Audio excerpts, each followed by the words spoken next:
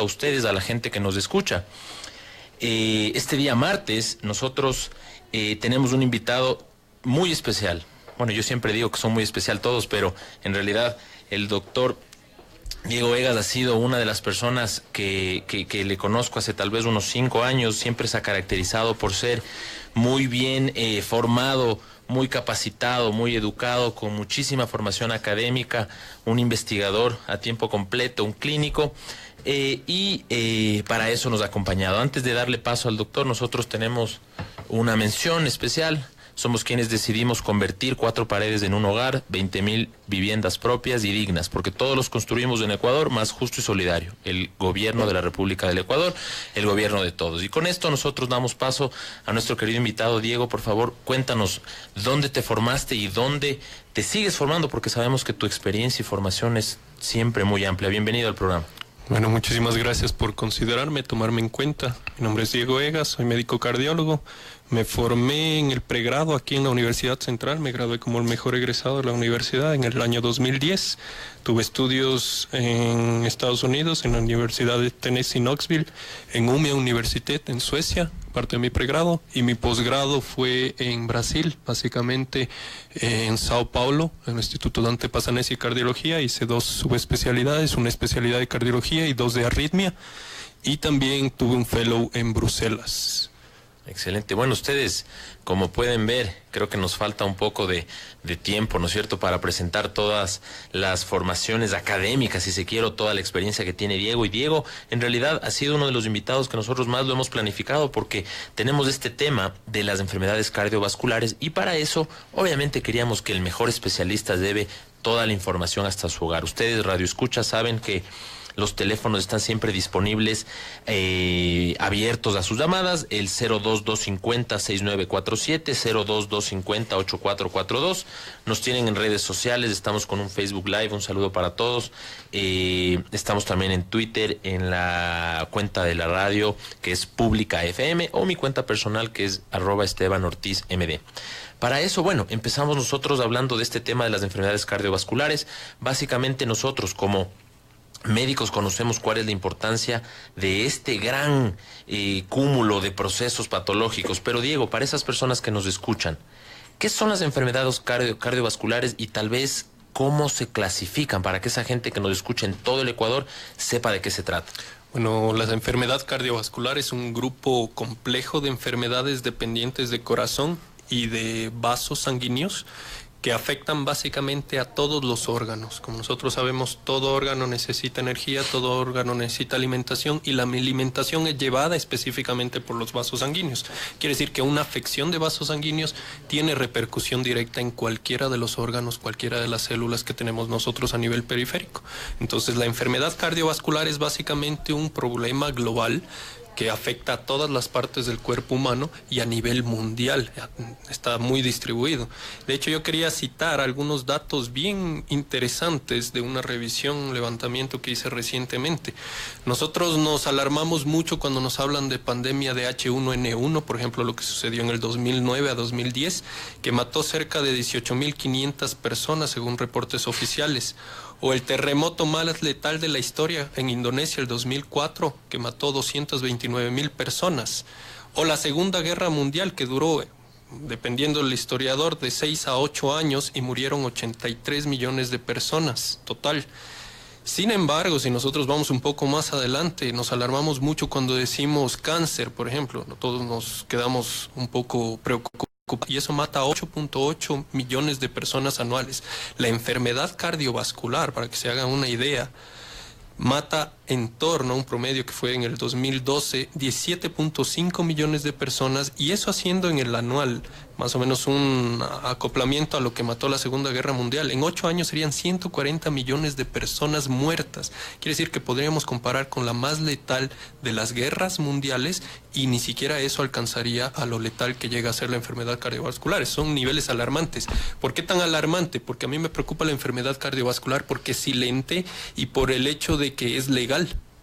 Es legal, nosotros nos alarmamos de asesinatos en series y demás, pero aquí tenemos un asesino silencioso que mata a cada día a nuestras personas y pues nadie hace clínicas o nadie hace políticas de Estado específicas para este asesino a nivel mundial. Entonces es algo a destacarse. La enfermedad cardiovascular, pues nosotros tenemos varios tipos, nos habían hablado un poco de clasificación. Claro, tenemos enfermedades cardiovasculares que afectan a corazón, enfermedades cardiovasculares que afectan a riñón, a cerebro, a ojos, a cada uno de los órganos que nos podamos imaginar. Allí está la enfermedad cardiovascular.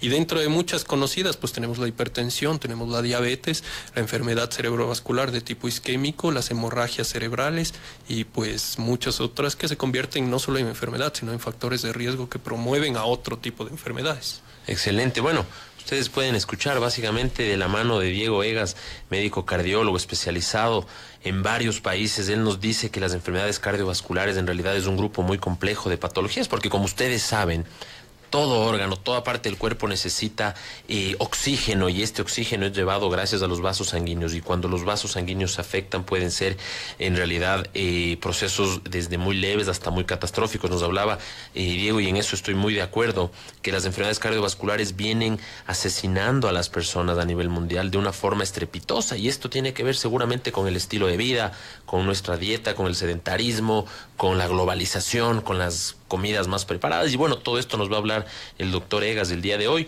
Sus preguntas al doctor siempre disponibles y siempre abiertas a los teléfonos de la radio, el 02250 6947 o el 02250 8442. En este sentido, nosotros estamos hablando sobre las enfermedades cardiovasculares. Nos decía que las enfermedades cardiovasculares pueden ser, como su nombre lo dice, que afectan al corazón, si se quiere, en general, y obviamente a los vasos sanguíneos. ¿Cuáles serían, Diego, las principales enfermedades cardiovasculares que tú podrías ver en tu consulta? Se me viene a la cabeza, ¿no es cierto? Puede ser el infarto de miocardio. ¿Qué otra patología podrías tú clasificarla como estas más frecuentes o las que más deberíamos preocuparnos? Bueno, partiendo de la más frecuente, pues tenemos a la hipertensión, el llamado asesino silencioso. Sepamos que 1 de cada 2 adultos a nivel mundial tiene el riesgo alto de tener hipertensión. No sabemos exactamente cuántos hipertensos tenemos a nivel mundial porque muchos son subdiagnosticados, muchos no tienen un diagnóstico. Pero la consulta, solo para hacernos la idea de la consulta como cardiólogo, de unos 20 pacientes diarios vistos, por lo menos unos 18 así a grande rasgo, son pacientes hipertensos. Entonces, realmente la patología más frecuente. Y muchos de los pacientes hipertensos son pacientes que evolucionan luego a enfermedades cardíacas de tipo coronario, como por ejemplo el infarto agudo de miocardio o la cardiopatía isquémica crónica, porque una enfermedad cardiovascular se relaciona con la otra. Yo les digo a mis pacientes, muchos de los pacientes hipertensos son diabéticos, porque la hipertensión, la diabetes y la dislipidemia, que es el colesterol alto, son primos hermanos y hermanos gemelos, porque cada uno conlleva al otro. Uno predispone al otro. La enfermedad hipertensiva predispone a aterosclerosis. La aterosclerosis es muy relacionada con diabetes, muy relacionada con colesterol alto. Entonces es difícil decir cuál de todas ellas es más frecuente, pero si yo tuviese que lanzar un número al aire, sería la hipertensión. La hipertensión, excelente. Y bueno, y de esta enfermedad que nosotros hemos visto que es silenciosa, que es crónica, que es de un manejo, tal vez me podría decir que podría ser hasta relativamente sencillo y tratable. Sin embargo, requiere de un seguimiento muy importante por parte del médico, ¿no es cierto? Diego, ¿cuáles serían los grupos etarios y el género, en este caso, bueno, hablemos de sexo más que de género, que estaría más afectado? ¿Hay alguna predisposición por el sexo masculino? ¿Hay alguna predisposición por la edad? ¿Esta enfermedad cardiovascular es más frecuente en adultos, en niños, en jóvenes? Claro, nosotros como médicos entendemos muchas veces esto, pero la gente que nos escucha desde todos los rincones del país no lo sabe. ¿Cuál sería esa recomendación o esa sugerencia en relación a las predisposiciones? Bueno, en el caso de la hipertensión, lo más frecuente es pacientes masculinos por debajo de 55 años, y a partir de los 55 años se invierte la tortilla y pasan a ser más frecuentes las enfermedades en la mujer por cierta protección hormonal que ejercen los estrógenos en la mujer.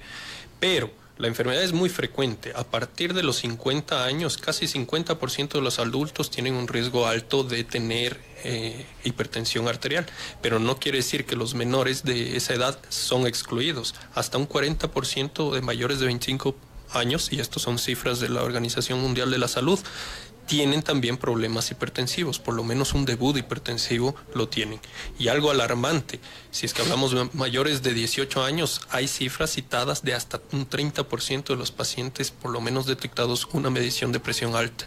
Entonces esto me parece que cada vez va siendo una enfermedad que surge, que se vuelve más prevalente, y pues es algo que nosotros tendríamos que empezar a tomar cartas en el asunto. Hace un momento hablé de una cifra del 2012 de 7.5 millones de pacientes con enfermedad cardiovascular. La proyección es que si no hacemos algo, para el 2030 vamos a tener cerca de 23.6 millones de personas. Si eso multiplicamos por los 6 años que duró la guerra mundial, pues tendríamos más del doble de personas muertas por enfermedad cardiovascular de lo que levantó la guerra mundial. Entonces realmente son cifras preocupantes. Ahora, la buena noticia es que la gran mayoría de enfermedades cardiovasculares, y eso dice la American Heart Association, son prevenibles. Entonces, si nosotros tomamos conductas, si nosotros enseñamos a prevenir, pues lo podemos hacer fácilmente. Prevenir basado en lo que es acciones muy simples, como regular un poco la alimentación. No hablamos de dietas, no hablamos de prohibiciones, hablamos de regular un poco y ser un poco más realistas en lo que comemos. Y actividades como, por ejemplo, la física. La actividad física pues es algo muy beneficioso para la salud y que previene significativamente lo que es enfermedades cardiovasculares, como la diabetes, la hipertensión. Y acciones también un poco más prácticas, como el prevenir el tabaco. La Organización Mundial de la Salud está muy preocupada por las cifras del tabaco. El tabaco es una predisposición, un factor de riesgo, lo llamamos nosotros, para las otras enfermedades cardiovasculares. Yo les digo a mis pacientes una cosa: nosotros tenemos en el cuerpo factores de riesgo. ¿Qué significa eso? Factores que predisponen a tener infarto, por ejemplo. En el momento que yo tengo un factor de riesgo, yo tengo una mayor probabilidad de tener de aquí a 10 años infarto. Así funciona. Y hay factores que nosotros podemos modificar y otros que no. Yo nunca voy a poder cambiar el sexo de una persona, o la genética de una persona, o la edad de una persona. Eso se llaman factores de riesgo no modificables. Pero yo sí puedo cambiar algunos, como por ejemplo el sobrepeso, que es un factor de riesgo cardiovascular. Puedo cambiar la presencia o no de tabaco, la diabetes, la hipertensión, el estado de colesterol. Todo eso yo puedo cambiar. Son los factores de riesgo modificables. ¿Qué me preocupa un poco? De todos estos que he nombrado, que cada uno son factores de riesgo, hay dos que preocupan de sobremanera, y en esto conversaba yo con mi esposa, que es patóloga, y ella me decía que cuando hacen disección de las arterias coronarias de un paciente que ha muerto, ellos ven los dos peores vasos sanguíneos en dos tipos de pacientes: los diabéticos, que tienen arterias coronarias llenas de placas que predisponen a infarto, y el segundo grupo son los fumadores. Son los dos peores pacientes con arterias más dañadas de todo el cuerpo. Y eso es bastante preocupante. A veces yo no puedo tomar la decisión de ser o no diabético, porque viene la genética y demás, pero yo sí puedo tomar la decisión de ser o no fumador. Entonces ahí lo preocupante, y las políticas de Estado y lo demás, la Organización Mundial de la Salud sacó recientemente unas recomendaciones, dentro de las cuales pues está elevación de impuestos para los tabacos, prevenir, ofertar otras posibilidades para dejar de fumar. Todo eso hay que tomarlo en cuenta, y es un problema de salud pública en nuestro país. No necesariamente todo lo que se nos dijo que es legal es bueno para la salud. Y el tabaco es legal y pues hace muchísimo daño. Es un principal factor de riesgo no para la enfermedad cardiovascular, sino también hablamos del cáncer. Entonces tengamos mucho cuidado con estas cosas que las tomamos como legales y buenas. Claro, excelente. Bueno, ustedes pueden resumir esto, ¿no es cierto? Esta información tan importante que nos da el doctor Diego Egas. A las personas que nos escuchan, usted le pueden hacer preguntas directamente al doctor. Imagínense en ese beneficio de tener al médico especialista escuchándoles, ¿no es cierto? Los teléfonos de la radio son el 02250-6947 o el 02250-8442. Nos hablaba Diego, y bueno, de algunos factores modificables y otros no modificables. Los no modificables, nos decía el doctor, que pueden ser la herencia, ¿no es cierto?, la genética, tal vez el riesgo de que tus padres hayan tenido este tipo de enfermedades. Sin embargo, los que sí puedes modificar son el sobrepeso, el tabaquismo, el sedentarismo y otros más que nos va a hablar. El doctor nos decía que las arterias pueden tener esta especie de daño interno, ¿no es cierto? Entonces, ¿qué pasa, Diego, cuando las arterias se dañan? ¿Cuál sería el riesgo principal? Tenemos dos grandes grupos. Bueno, la hipertensión tal vez, que causa muchos daños a nivel sistémico a largo plazo, que tal vez ya lo hemos tratado en algún otro programa, y el daño, no sé si es que llamarlo agudo o tal vez más localizado, si se quiere, causado por la enfermedad cardiovascular, por ejemplo, de tipo aterosclerosis, ¿no es cierto? ¿Qué pasa con esas arterias? Esas arterias es como que se tapizan por adentro de una grasa e impide el paso adecuado de sangre. ¿Cómo le explicaría a esa gente que nos escucha qué es la aterosclerosis y cuál es el riesgo de tener aterosclerosis y de desarrollar enfermedad cardiovascular? A ver, ¿cómo funciona este procedimiento? Es más o menos como nosotros ponernos a pensar en cómo fluye el agua a través de una manguera. Si el agua fluye a través de una manguera sin ninguna obstrucción, el agua fluye con un flujo normal. Pero si yo pongo el dedo al final de la manguera, de pronto ese dedo hace una obstrucción de la manguera y empieza a aumentar la presión, y por eso el flujo sale con mucha más presión. Es lo que hacemos para lavar los carros. Lo mismo sucede en la manguera del cuerpo, que se llama vaso sanguíneo. El dedo sería representado por una placa de aterosclerosis, que es un cúmulo de grasa en la pared del vaso. En el momento que se obstruye el vaso sanguíneo, aumenta toda la presión por detrás, y la fuerza con la que se emite por delante de esa placa, de esa obstrucción, es mayor. Y en ese momento empieza a llegar con más fuerza a los tejidos, a las células, y empieza a dañarlas por una simple fuerza de llegada. Eso va dañando cada uno de los tejidos del cuerpo, y allí pues que tenemos los daños crónicos. Los daños agudos, si es que nosotros tenemos la manguera de lavar los carros, abro el grifo y le dejo abierto el grifo toda la noche sin liberar la pistolita para lavar el carro, pues me olvido eso y al día siguiente regreso y está hecho un orificio y saliendo el agua por allí. Eso mismo puede pasar. Si es que nosotros tenemos presión alta todo el tiempo mantenida, de pronto se me puede romper un vaso sanguíneo de la nariz y yo tengo los sangrados de nariz, las famosas epistaxis, que son uno de los pocos síntomas que tienen los pacientes hipertensos. Pero eso mismo puede predisponer a que se me rompa un vaso en la cabeza, por ejemplo, y ahí viene el debut agudo de una enfermedad cerebrovascular de tipo hemorrágico, quiere decir un sangrado, un derrame, comúnmente llamado en el coloquio de la comunidad, y eso es bastante grave. Entonces nosotros tenemos cosas más simples, debuts más simples, como un epistaxis, un sangrado de nariz, como puede ser algo discapacitante por vida. Yo hablaba de cifras de mortalidad, pero es alarmante las cifras de morbilidad o de discapacidad que genera la enfermedad cerebrovascular, porque no todos esos 200 de millones proyectados para el 2030 se van a morir. Muchos de ellos, quizá el doble, pues tendrán discapacidades generadas por la enfermedad cerebrovascular o por la enfermedad de cardiopatía isquémica. No hablamos de los pacientes insuficientes cardíacos. Paciente que tiene hipertensión y no la controla puede evolucionar a una falla de la bomba del corazón, y eso hacer un paciente que dé 2 pasos y no pueda caminar más porque le falta el aire. Eso es lo que pasa en los insuficientes cardíacos. Eso es lo que pasa en la gente que no controla su enfermedad cardiovascular. Entonces sí es alarmante, es una lucha continua que tenemos, sobre todo esta nueva escuela de jóvenes médicos, de intentar promover la prevención y no solo tratar al paciente cuando ya está en estado terminal. La prevención de salud es justamente lo que necesita el mundo, porque estamos gastando muchísimo más dinero en tratamiento de pacientes terminales que en prevención. Y eso es algo preocupante realmente. Con esa postura a mí me encanta, ¿no es cierto? Nosotros somos médicos y deberíamos prevenir las enfermedades. Nos mandan siempre saludos aquí en redes sociales. Nos escribe la señora Rebeca Verduga, que siempre nos escucha. Dice que tiene hipertensión durante toda su vida, pero en cambio que ella se mantiene muy bien. Tiene más de 90 años y está como que tuviera 60.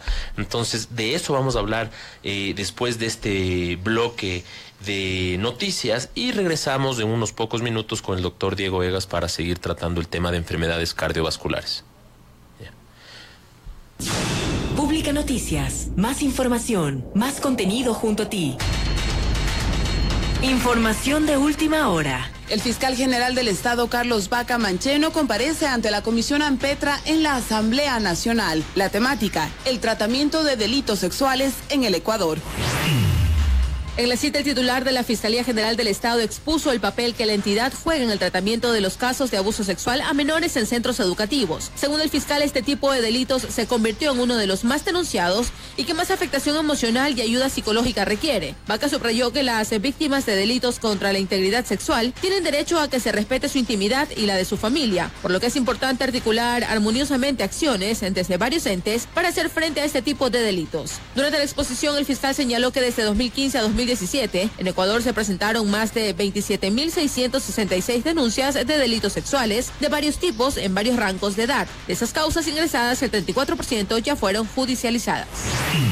Nacionales. Según el Consejo Nacional Electoral, hasta el momento existen 21 organizaciones que se han inscrito para hacer campaña por la consulta popular, de las cuales el CNE solo ha calificado a 3 agrupaciones: Alianza País, Creo y Unión Popular. Este martes termina el plazo para registrarse y hacer campaña a favor del sí y del no. La mayoría de las organizaciones inscritas lo han hecho a favor de la primera opción. El organismo electoral convocó a la consulta popular para el próximo 4 de febrero del 2018. Con una inversión que supera los $3.2 millones, el Ministerio de Transporte y Obras Públicas trabaja en la construcción del intercambiador de tráfico San Pablo para la interconexión del corredor E40 y E15 en Santa Elena. Este intercambiador vehicular contará con 5 ramales para conectar San Vicente, San Pablo-San Vicente, Vallenita, San Pablo-Vallenita, permitiendo a los usuarios trasladarse a sus destinos de una manera segura y en menor tiempo. El mundo en Pública Noticias. AFP, un sismo de magnitud 6.2 sacudió este martes al mediodía el sudeste de Irán. El terremoto se registró a las 12:13 en Kerman, una zona que el pasado 1 de diciembre sufrió un temblor de 6.0. Al momento no registran víctimas ni daños materiales, así lo informa la televisión pública iraní. AFP, los candidatos presidenciales de Chile, Sebastián Piñera y Alejandro Guillier, cruzaron acusaciones y críticas a sus planes de gobierno este lunes en un tensionante debate televisivo. Presentaron sus propuestas sobre educación, salud, entre otros, en un esfuerzo por obtener el respaldo de los chilenos en las elecciones del próximo domingo, que según las encuestas tendrá un resultado muy estrecho. Economía a su alcance. Una misiva enviada por los ministros de finanzas de las principales economías europeas, Alemania, Francia, Italia, España y Reino Unido, advierte que la inclusión de ciertas cláusulas menos convencionales relativas a la fiscalidad internacional podrían contravenir los tratados de doble imposición de Estados Unidos y tener un impacto distorsionador enorme en el comercio internacional. Deportes. La Fiscalía, la DIMAYOR y la Asociación de Futbolistas firmaron el acuerdo que busca garantizar la transparencia en el fútbol colombiano para evitar actos de corrupción a través de la creación de la Oficina de Integridad. Esta oficina recibirá las denuncias e investigará los casos de arreglo de partidos y corrupción que se presenten. El objetivo es proteger al fútbol colombiano de las intenciones de los apostadores ilegales y de las acciones irregulares que promueven la alteración de resultados en los partidos profesionales. El Real Madrid pagará las entradas del Mundial de Clubes a todos los socios que se desplacen hasta Abu Dhabi para ver en directo el torneo que iniciará el conjunto blanco el próximo miércoles con el encuentro de semifinales frente al Al Jazeera. La entidad que preside Florentino Pérez ha decidido tener el gesto con los aficionados madridistas que viajen hasta el país árabe para ver a su equipo. De todo un poco. Los niños deben ser protagonistas de su aprendizaje desde el momento en que empiezan a explorar su entorno. Tanto en casa como en la escuela, deben ser agentes activos en todo momento de lo que aprenden. De esta manera, podrán interactuar directamente con el aprendizaje y darse cuenta de que la exploración, la curiosidad y la motivación son las mejores herramientas para descubrir y capacitarse en cualquier cosa. Pública FM. Más información todos los días.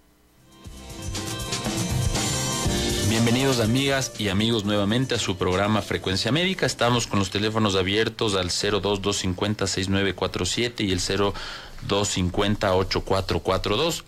Como siempre, nosotros entramos en esta sección muy breve de datos, ¿no es cierto? La objetividad y los datos es lo que nosotros nos caracterizamos y lo que tratamos de brindarles. El doctor Diego Egas ya nos contaba de primera mano, ¿no es cierto?, que existen factores establecidos de enfermedad cardiovascular y otros tal vez que son factores menos tradicionales.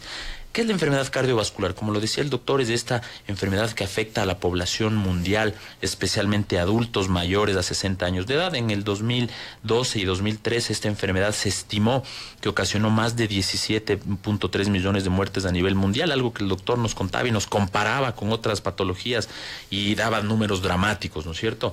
¿Cuáles son las principales áreas o las principales áreas dentro de la enfermedad cardiovascular para que ustedes puedan entender? Son la enfermedad coronaria, la enfermedad cerebrovascular, que si bien tiene mucho que ver, se le ha dado la especialidad de la neurología, a pesar de que la enfermedad cardiovascular y cerebrovascular comparten muchas características similares, ¿no es cierto? Las enfermedades periféricas de las arterias y la arteriosclerosis arterial.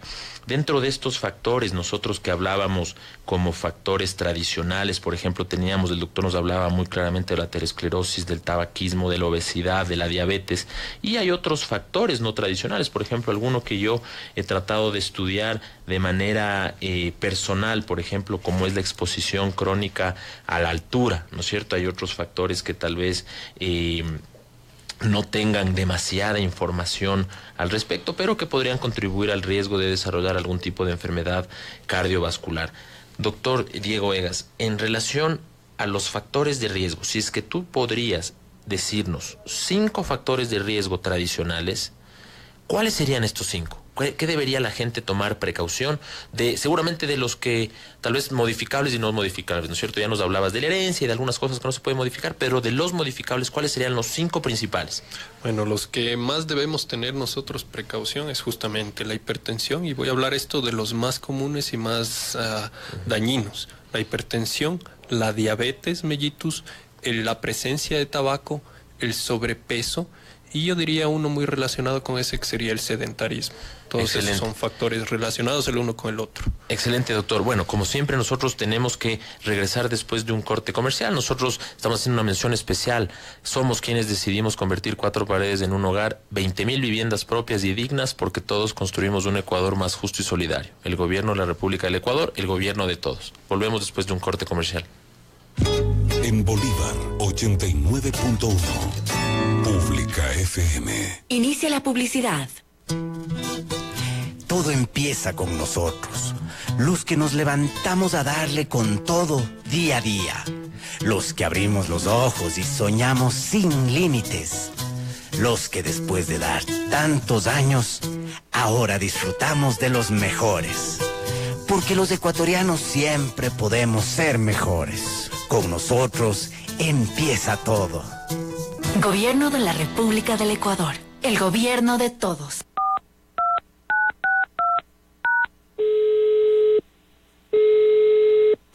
Buenos días, disculpe. Tengo algunas dudas con respecto a las preguntas de la consulta popular. ¿Me podría explicar? Verá, lo que yo no entiendo es... Consulte a la consulta. Un espacio para explicar y entender, pregunta por pregunta, la consulta popular. Por ejemplo, ¿qué es un anexo? ¿y un referéndum? ¿En qué consiste la consulta? De esta forma podrá tomar la mejor decisión. Consulte a la consulta. Consulte a la consulta. Con expertos constitucionalistas invitados en el programa Empezando el Día con Giovanna y Néstor. Participe de 8 a 8:45 llamando al 02-250-6947. Lo esperamos. Pública FM. Todo empieza con nosotros, los que nos levantamos a darle con todo día a día, los que sabemos que el esfuerzo físico no es nada si no le ponemos corazón, los que hacemos de 4 paredes un hogar, porque los ecuatorianos siempre podemos ser mejores. Con nosotros empieza todo. Gobierno de la República del Ecuador, el gobierno de todos. Y en Zamora Chinchipe 105.3. Me gustas cada día más. Pública FM.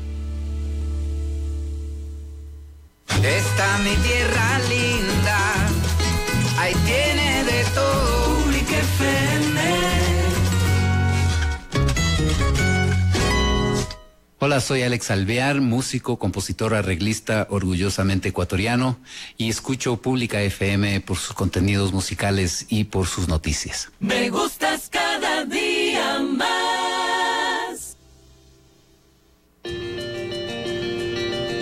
Bienvenidas y bienvenidos, amigos Radio Escuchas. Estamos nuevamente con el doctor Diego Vegas tratando esto de las enfermedades cardiovasculares, ¿no es cierto?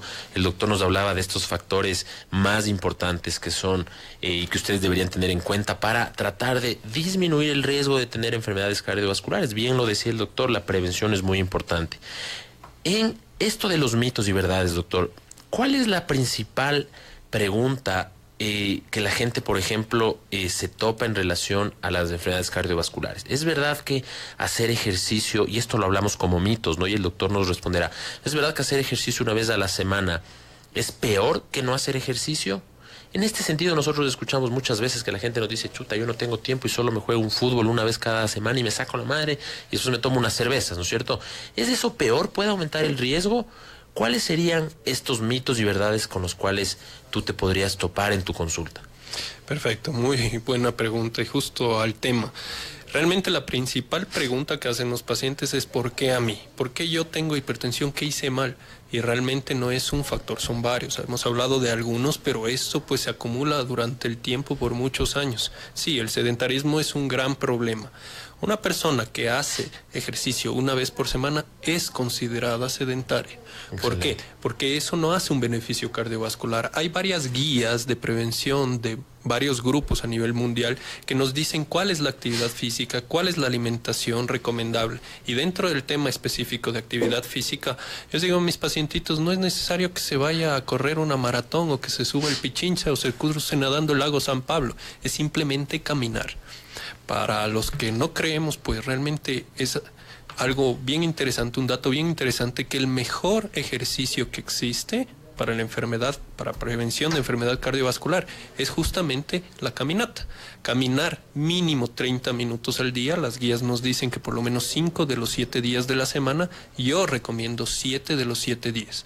¿Por qué yo les digo esto? Y una forma de intentar educar al paciente, porque usted camina para prevenir la hipertensión, por ejemplo. Si yo camino todos los días, yo todos los días prevengo la hipertensión, pero si yo camino pasando un día controlo, al día siguiente ya no, un día controlo, un día ya no, y el día que no controlo, pues puedo tener el derrame cerebral. Entonces es peligroso eso.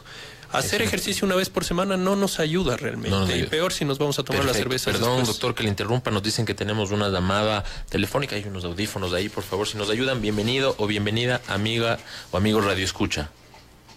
Doctor, ¿Aló? Buenos días. ¿Cómo le va? Buenos días. Muy bien, gracias. Yo tengo a mi hija, tiene 15 años. El médico dijo que ella tiene epistaxis. Ya. Que ella derrama sangre a veces hasta 2 o 3 veces al día. Ya. Pero de acuerdo al médico que le hizo exámenes, dice que no tiene nada. Perfecto. ¿Cuál sería su pregunta específica? Mi pregunta es, doctor, ¿a qué se debe esto y qué medidas debo tomar? Excelente, muchas gracias. Vamos a pasar al doctor Diego Egas a ver si es que nos puede responder esto y si es que tendría que ver esta epistaxis frecuente con algo de las enfermedades cardiovasculares. Doctor. Bueno, efectivamente, yo les dije hace un momento que uno de los pocos síntomas que produce la hipertensión es la epistaxis, el sangrado de la nariz. Es el término técnico para sangrado de la nariz. Sin embargo, no todas epistaxis, todos los sangrados de la nariz son debidos a hipertensión. Hay que saber diferenciar bien. El solo hecho de que sea una paciente joven, hay que ver si tiene algún otro tipo de factores de riesgo, como enfermedad de riñón o como factores predisponentes, obesidad y demás. Pero el simple hecho de que sea joven, a mí no me lleva a pensar de que ese sangrado de la nariz sea debido a algún problema de presión. Ahora, sería conveniente hacer medidas de la presión arterial porque es otra cosa muy interesante. La única forma de saber que la presión está fuera de su nivel normal, sea para arriba o sea para abajo, o sea, hipertenso o hipotenso, es midiendo la presión arterial. Si esos sangrados de nariz se acompañan de niveles de presión altas, yo iría atrás de un médico cardiólogo que efectivamente busque algún problema de presión arterial. Pero si es simplemente un sangrado en la nariz aislado con todo el resto de los exámenes normales, yo más bien encaminaría a un médico general que investigue bien o un médico otorrinolaringólogo que vea si es que no hay un plexo de la nariz que esté un poco afectado, a veces por resequedad, plexos que son delicados empiezan a sangrar. Excelente, mi doctor. Nos dicen que tenemos otra llamada telefónica. Bienvenido o bienvenida. Doctor, buenos días. Buenos días. Pensé que era el perro el que me preguntaba, vea. No, la consulta mía es una persona que tiene hipertensión arterial. Ya, cuéntenos. ¿Le afecta el tomar licor? Muchas gracias por esa pregunta. Y bueno, el alcohol también es parte muy importante de lo que es la prevención de ciertas enfermedades. Me creo que es una excelente pregunta, Diego. ¿Qué pasa con el alcohol? Nosotros los ecuatorianos somos malos para tomar porque tomamos en exceso, ¿no es cierto? ¿Cuál sería el riesgo de el consumo de alcohol y de la enfermedad cardiovascular? Bueno, aquí hay una bipolaridad en este concepto de la presión, porque algunos deben haber leído en los medios que el alcohol es un factor de prevención cardiovascular, como por ejemplo para el colesterol alto, que ayuda para el colesterol y la aterosclerosis. Sin embargo, el alcohol puede afectar en niveles de presión. Si yo tomo más, yo puedo tener niveles más altos de presión. Eso es una realidad. Entonces hay que tomar con pinzas esto de la prevención cardiovascular basada en alcohol. No, realmente el alcohol sí puede elevar los niveles de presión, y de hecho una de las medidas recomendadas en las guías para prevención de los niveles de presión alta es justamente evitar el consumo excesivo de alcohol. Esta recomendación de para bajar los niveles de colesterol, una copita de vino al día o una copita de cerveza, una lata de cerveza al día, pues ahí bien mesurado, pues está bien, pero si es que yo ya me excedo, ya me paso de los niveles recomendados, pues yo ya puedo estar induciendo no solo el tipo de enfermedades como la hipertensión, sino también otras enfermedades que se predisponen por el alcohol, como las arritmias cardíacas, que también tienen mucha relación. Y claro, y también tiene mucho que ver, ¿no es cierto? A veces he escuchado, el doctor nos decía del vino tinto y esta aparente protección a nivel del riesgo cardiovascular, pero claro, tal vez esas personas que consumen vino, tal vez viven en países mediterráneos, donde la dieta mediterránea puede tener cierto efecto protector, ¿no es cierto? Porque comer saludable seguramente, y más bien dicho, muy claramente previene el desarrollo de ciertas enfermedades cardiovasculares y enfermedades que podrían afectar a los vasos sanguíneos. Nosotros tenemos en esto de las enfermedades cardiovasculares, ¿cuál sería, doctor, por ejemplo, el riesgo de que una persona desarrolle un infarto de miocardio en relación a, por ejemplo, la obesidad o a la diabetes? Sabemos que hay estas calculadoras del riesgo cardiovascular, ¿no es cierto? Y seguramente, doctor, él nos podrá decir, ¿es recomendable que los pacientes hagan esas autoevaluaciones de riesgo cardiovascular? A veces necesita ciertos parámetros, ¿no es cierto? El peso, el género, tal vez el colesterol, la glucosa, o si es que tienes diabetes o no. ¿Qué opinas, doctor, de eso, de esas evaluaciones del riesgo cardiovascular? Dividirla la pregunta así, ¿es necesario hacer este cálculo de riesgo? Mi respuesta sería tajantemente sí. Sí es necesario en todos los pacientes conforme avanzan en edad, es necesario hacer un cálculo de riesgo cardiovascular, sobre todo para detectar un problema y tratarlo a tiempo. Autoevaluación, que sería la segunda parte de la pregunta, no, realmente yo no recomiendo una autoevaluación, y en esto sí soy bastante crítico con la gente que ingresa y todo intenta responder a través del internet. Lastimosamente es un problema complejo frente al cual estamos, y a veces nosotros buscar las respuestas con calculadoras automáticas en el internet pues nos lleva más a confusión que realmente a un beneficio. Existen calculadoras científicamente comprobadas basadas en estudios prospectivos. El de mayor escala que nosotros conocemos empezó en 1948, que se llama Estudio Framingham, que comenzó con cerca de 6,000 pacientes a hacer seguimiento a pacientes sanos. Se les encontró en la etapa temprana de su vida y se les hizo un acompañamiento por varios años. Ellos empezaron siendo sanos y luego empezaron a desarrollar todas las enfermedades. Y ahí se empezó a ver que los que más fumaban tenían problemas cardiovasculares, que los que eran más gorditos, más obesos, tenían problemas cardiovasculares, y de allí fueron surgiendo estos que llamamos ahora factores de riesgo. La obesidad es un problema justamente por eso, factor de riesgo, porque los más gorditos hacían infarto, los hipertensos hacían infarto, y ahí se fue descubriendo todo eso. Entonces, esto es basado en estudios científicos. Es muy difícil yo solo coger y decir, mire, porque yo estoy con sobrepeso tengo 2% de riesgo. No, es un poco más complejo que eso. Siempre va a estar de la mano exámenes complementarios médicos, como por ejemplo un electrocardiograma que me va a decir a mí como cardiólogo si tiene o no un daño de órgano blanco eléctricamente manifiesto en un trazado, que me cuesta muchísimos años estudiar para poder yo interpretar ese trazado. Si es que el paciente solo dice yo soy gordito y tengo riesgo, pues puede estar dejando de lado factores, variables muy importantes para el análisis del riesgo cardiovascular. Si el análisis y el cálculo es hecho por una persona experta, el beneficio es tremendamente alto. Yo puedo calcular en una persona que llega a mi consultorio, decirle, mire, basado en su perfil de colesterol, su electrocardiograma, su peso, su altura, su nivel de presión arterial, yo puedo calcularle que usted tiene 2.3% de posibilidad de infartarse de aquí a 10 años. ¿Y por qué es importante esto? Porque no solo el cálculo, no solo es alarmarle al paciente. Con la intervención que yo voy a hacer, bajar los niveles de colesterol, bajar de peso, caminar, bajar la hipertensión, pues yo puedo disminuir ese 2.3%, bajarle, por ejemplo, a 1%. O bajarle a 0%. Esa es la intervención que queremos, cuando el paciente todavía está activo. Hace un momento una señora, y que le agradezco que nos hizo ese comentario, una paciente de edad avanzada, que nos dice que ella se siente perfectamente. Yo digo a mis pacientes justamente eso.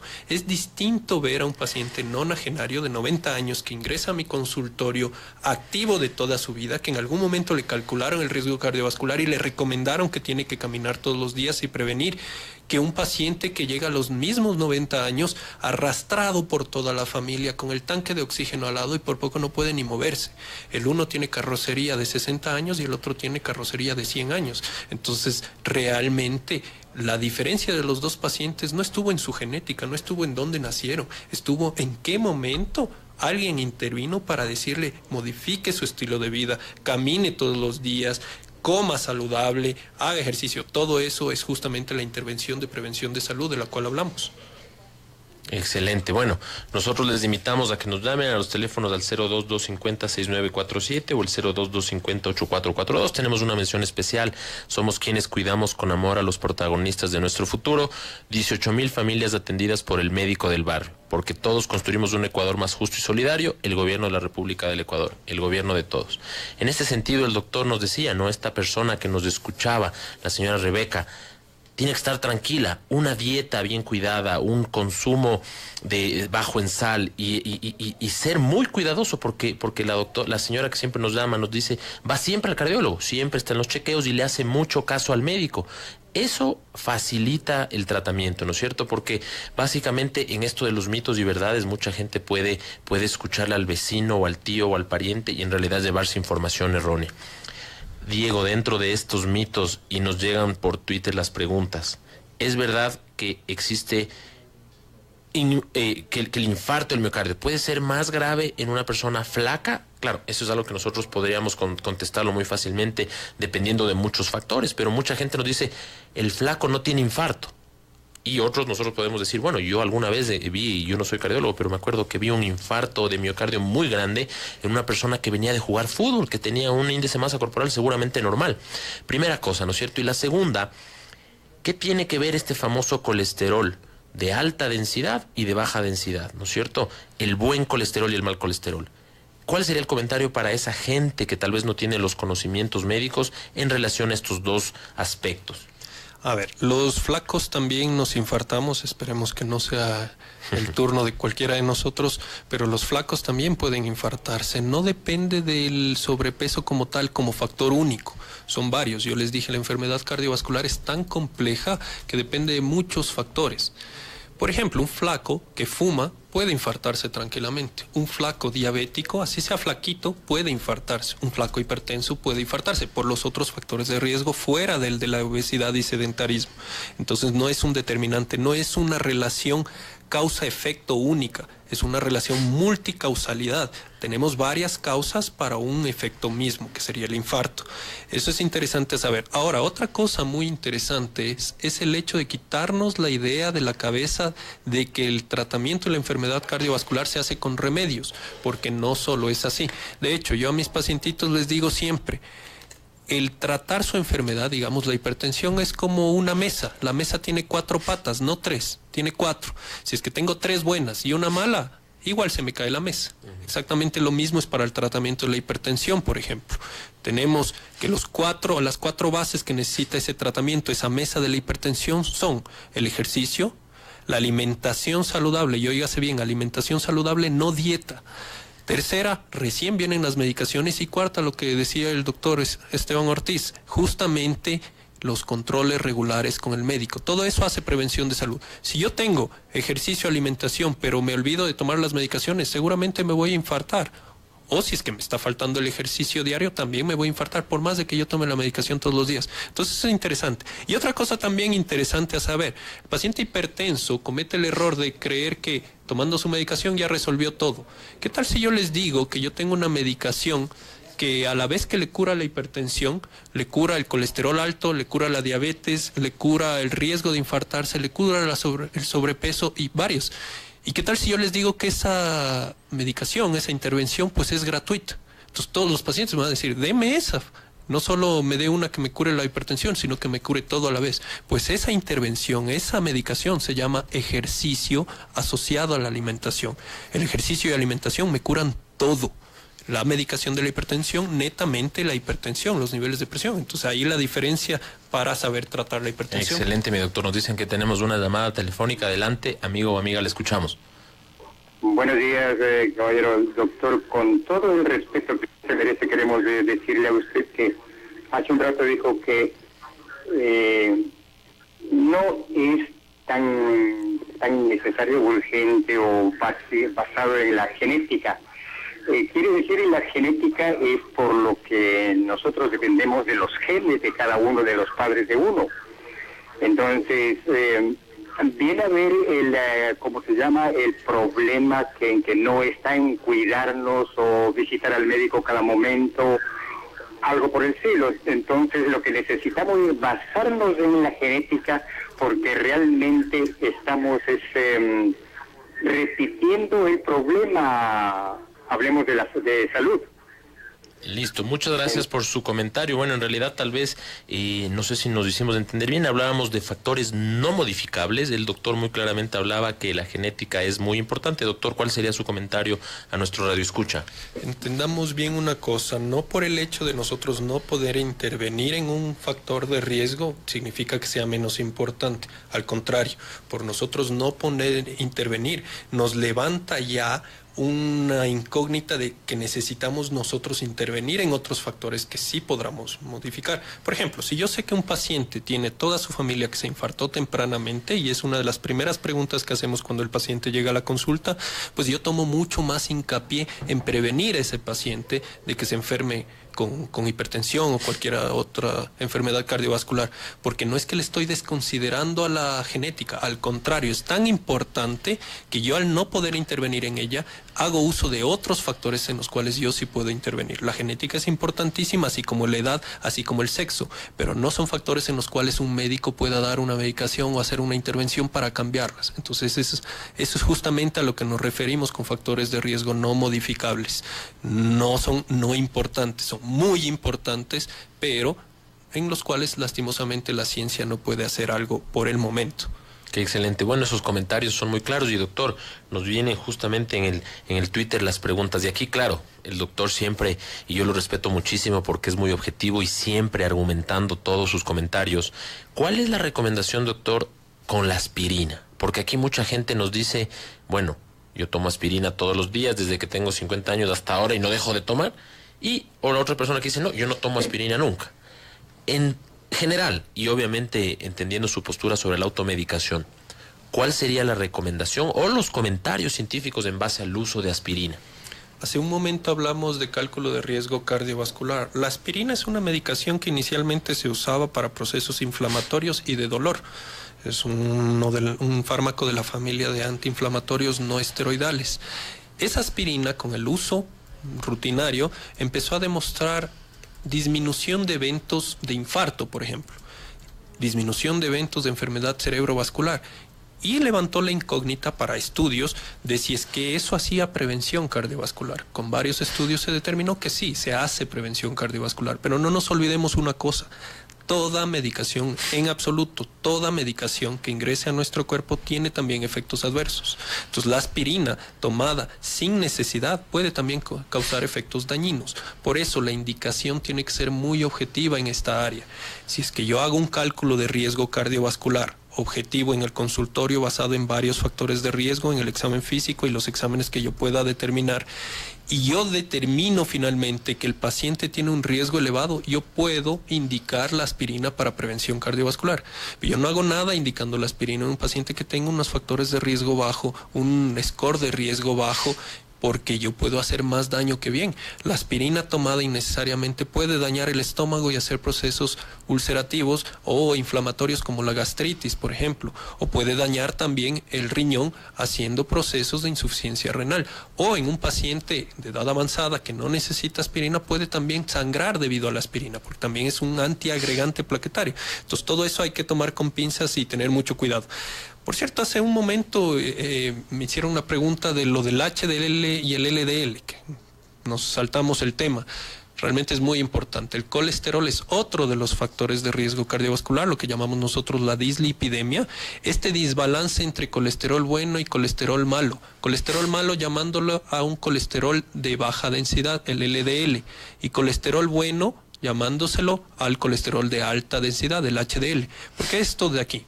Háganse la idea de que el colesterol es LDL y HDL, que son transportadores, son como los buses. Si yo tengo un bus pequeñito que me lleva alrededor un montón de gente, pues ese bus me lleva un montón de gente. En el caso de la sangre, esa gente es grasa. Entonces el bus es pequeño, pero lleva mucha grasa. En cambio el otro puede ser un bus grandote que me lleva poca gente. Y ese es un colesterol bueno porque me llega poca grasa. Entonces eso es justamente el desbalance de LDL y HDL. Se ha determinado, también todo visto por estudios científicos, que las personas que tienen LDL, colesterol malo, más alto, tienen más riesgo cardiovascular, tienen más infartos, tienen más enfermedad cerebrovascular, más hipertensión, más diabetes. De hecho, los diabéticos tienen un desbalance de las LDL. Y los pacientes que tienen HDL alto, o sea, el colesterol bueno, previenen la enfermedad cardiovascular. ¿Cuál es el efecto del ejercicio y de muchas medicaciones para el colesterol? Intentan bajar el colesterol malo, que son las LDL, e intentan elevar el colesterol bueno, que son las HDL. Con eso hacen un poco de prevención cardiovascular. Disminuyen el riesgo basado en la disminución del colesterol malo y aumentan la prevención basados en el aumento del colesterol bueno. Entonces eso es básicamente lo que hacen las medicaciones y lo que hace el ejercicio. Excelente. Bueno, muchísimas gracias a nuestro queridísimo invitado, el doctor Diego Egas. Nos ha hablado de un tema muy importante que es la enfermedad cardiovascular, ¿no es cierto? Nosotros, antes de continuar con un pequeño avance en lo que es la tecnología, podemos hacer mención en que somos quienes cuidamos con amor a los protagonistas de nuestro futuro. 18,000 familias atendidas por el médico del barrio, porque todos los construimos un Ecuador más justo y solidario. El gobierno de la República del Ecuador, el gobierno de todos. En este sentido, yo quiero agradecerle al doctor Diego Egas. Él ha venido acá, se ha dado un tiempo para explicarnos sobre el riesgo cardiovascular. Por favor, Diego, cuéntanos. La gente nos escribe y nos pregunta desde todos los rincones del país dónde podemos encontrarte, dónde podemos nosotros recibir algún tipo de evaluación especializada. Diego.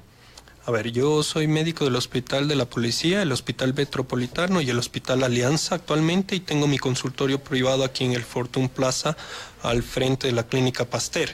Para cualquier comunicación puede ser a través de nuestras redes sociales. Tenemos un grupo de cardiólogos jóvenes especialistas en cada área de la cardiología que nos autodenominamos Cardioélite. Está en las redes sociales como tal, en la red social de Diego Egas, doctor Diego Egas, o también al número de teléfono para agenda 096-955-1935. Con todo gusto, cualquier atención. Excelente. Y con todo servicio que podamos hacer. Excelente, le agradecemos muchísimo nosotros a nuestro querido especialista en cardiología, el doctor Diego Egas, por acompañarnos en este programa Frecuencia Médica todos los días de 9 a 10 por Pública FM.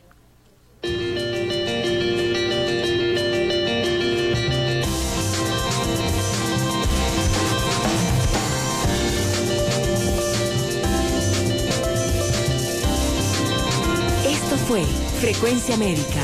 Sintonizados con su salud, llevamos el doctor a su casa. FM, más bienestar. Conducción, doctor Esteban Ortiz Prado. Producción, Ivette Paucar. Un programa de Pública FM.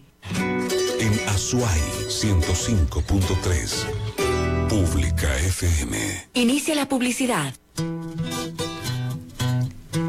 Todo empieza con nosotros, los que nos levantamos a darle con todo día a día.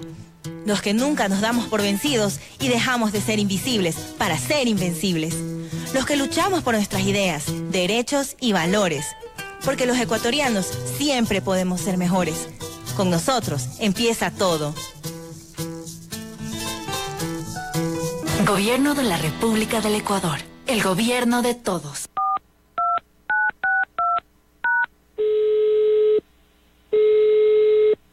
Buenos días, disculpe. Tengo algunas dudas con respecto a las preguntas de la consulta popular. ¿Me podría explicar? Verá, lo que yo no entiendo es... Consulte a la consulta. Un espacio para explicar y entender, pregunta por pregunta, la consulta popular. Por ejemplo, ¿qué es un anexo? ¿y un referéndum? ¿En qué consiste la consulta? De esta forma podrá tomar la mejor decisión. Consulte la consulta. Consulte la consulta. Con expertos constitucionalistas invitados en el programa Empezando el Día con Giovanna y Néstor. Participe de 8 a 8:40.